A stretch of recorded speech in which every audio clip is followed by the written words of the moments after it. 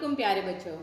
आज उर्दू फोनिक्स में हम जो आवाज़ सीखने जा रहे हैं वो है क क क क किताब, क किताब, क कबूतर, क कबूतर, क केला, क केला, क कुत्ता, क कुत्ता, क कंघा, क कंघा, क केतली, क केतली, क कागज, क कागज, क कश्ती, क कश्ती।